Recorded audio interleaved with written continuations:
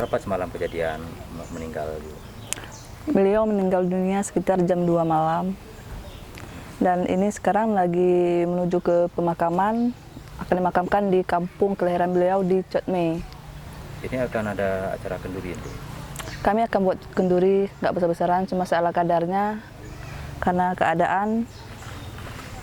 Ya, atau sempat dibawa rumah sakit kemarin?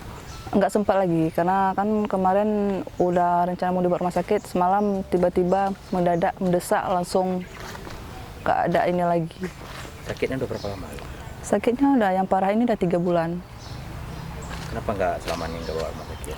Ada dibawa ke rumah sakit, pernah di Nagaraya, di rumah sakit Cunya Adin, sampai dirujuk ke Banda Aceh.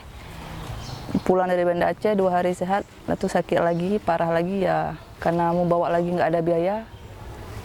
Karena keuangannya, suami nggak bisa kerja, jaga istrinya di rumah, sama anaknya masih kecil.